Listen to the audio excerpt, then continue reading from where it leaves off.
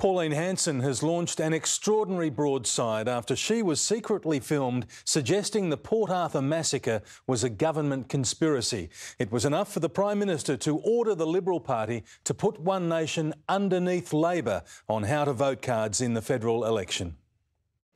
Scott Morrison has finally had enough. That One Nation will be put below the Labor Party at the next election by the Liberal Party. You're a fool. The last straw, Pauline Hanson suggesting the Port Arthur massacre was a government conspiracy. Those shots, that precision shots, all the questions there. Well, I'm sure all Australians would be shocked. After that and other revelations from One Nation's bungled fundraising mission to the NRA, he consulted John Howard, who put One Nation last in 1998 and almost lost the election. 2 weeks of indecision from Scott Morrison. I haven't rushed into this decision. You, Prime Minister, have just handed the keys to the Lodge to Bill Shorten, Di Natale and the CFMEU. And his coalition partners? What the Nationals do is a matter for them. How do you decide who is the craziest? There is such a wide range of choices. I've always said that the Greens would probably be last. Pauline Hanson came out swinging, and not just at Scott Morrison, also the media, claiming her One Nation is the victim of a grand conspiracy. Today is a day of shame on the Australian media. The footage has been heavily edited, and you took it hook, line and sinker. On the other issues, starting with Port Arthur, there is no question in my mind that Martin Bryant was the only person responsible. And One Nation will never water down gun policy in this country. And One Nation will never sell its vote to donors. And James Ashby and Steve Dixon will stay. These are two very good men. So many questions, but telling the assembled media, you have come here baying for my blood, and I will not give it to you. Answerable, she says, only to the people. Mark Riley, 7 News. Pauline Hanson has been forced to explain after she was caught on camera asking if the Port Arthur massacre was a government conspiracy. In a furious 20-minute speech, she labelled the Prime Minister a fool and decreed today a day of shame for the Australian media. Political editor Chris Uhlmann. Battered but unrepentant. To the media here today, you have come here baying for my blood, and I will not give it to you. Pauline Hanson stepped up to slap down a secretly filmed Al Jazeera sting which implied she believed the Port Arthur massacre was a government conspiracy. An MP said it would actually take a massacre in Tasmania to change the government. Wow.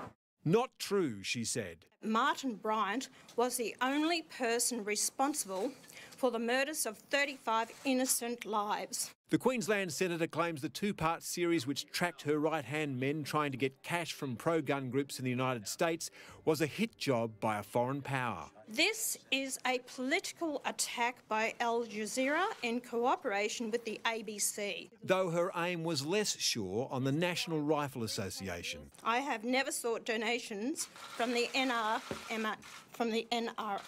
The program has caused at least as much trouble for the government. It's all falling apart at the last minute. And nothing showcased that more than when the military beat a retreat from the Defence Minister as he was fielding questions about whether the Liberals would put One Nation last on how to vote cards. Preferences should be decided when you know all the candidates running, and then you can make a decision.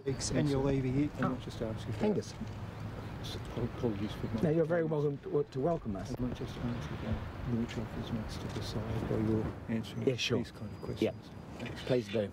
Then the Prime Minister abandoned the Defence Minister. One Nation will be put below the Labor Party at the next election by the Liberal Party. Scott Morrison had stalled for days while he waited to see how One Nation responded. This is a decision which is based on our strong view about the sanctity of Australia's gun laws. Pauline Hanson's response was blunt. You're a fool. As she moved to play on the fears of coalition voters.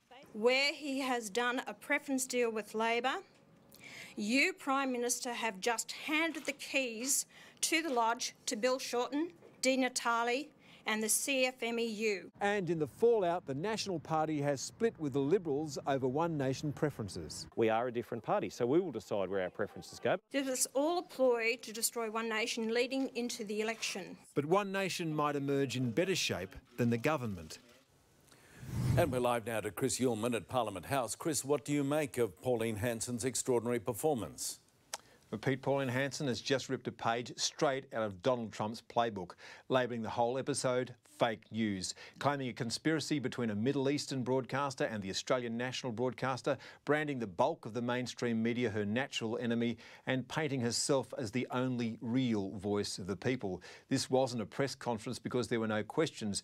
It was a party political statement with a huge live audience provided by the media organisation she counts as enemies. And Pete, we'll find out on election day whether what works in America will now work here. Chris Uhlmann in Canberra.